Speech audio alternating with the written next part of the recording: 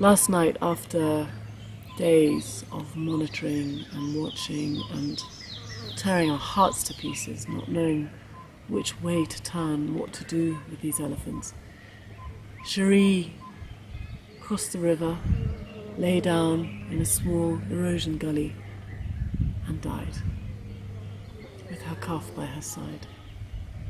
It was just at dusk, making it very difficult to do a rescue. Anyway, our team did their ultimate best. They tried to catch the calf. There were too few of them. It was impossible to get a vehicle onto that side of the river because the bridge had been washed away. And they tried several times to catch the calf and were successful, but in amongst all of this enormous thunderstorm poured down, and they couldn't see properly, and they were sliding in the mud, and the elephant escaped. And eventually, after about 2 hours of trying to capture the calf, they just, in total exhaustion, stood there facing each other, panting, realising it was not going to happen that night, and they let the calf go. Early this morning, they woke up, they went out into the field again. They eventually found the calf, who'd rejoined up with its family, its larger family, all of whom were very interested in it, coming and smelling it and touching it. But then they left it behind.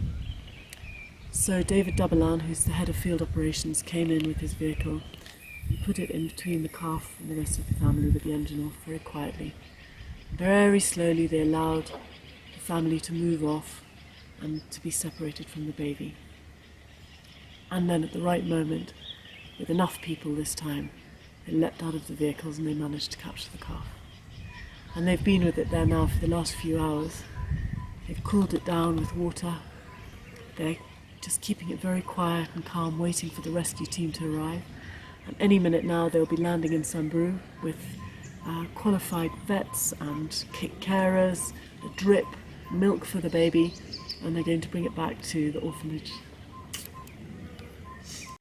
There was absolutely nothing we could do for that mother. We tried everything.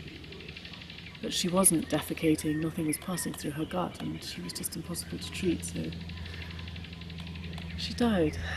But that's okay, it was a natural death. And now we have this opportunity to give the calf a second chance at life. And so that's what we've done.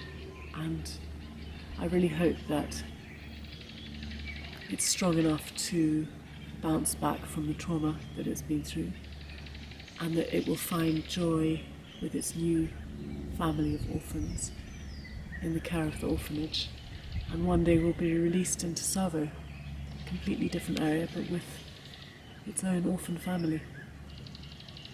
In these days of high-level poaching, where so many elephants are dying because of the ivory trade, it's quite unusual to come across an elephant that's just dying of natural causes. And so, under normal circumstances, we just allow nature to take its course, which would mean probably that both of them would die.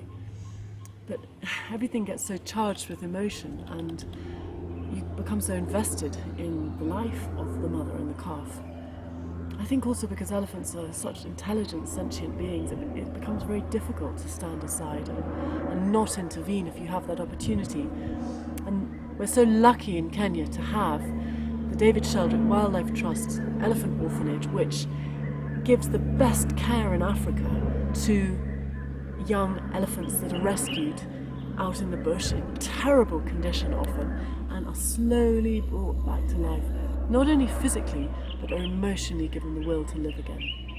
So because we have that, and because we are the eyes and ears in the field, and because we are emotionally invested, in this case I feel we're justified to intervene if we possibly can.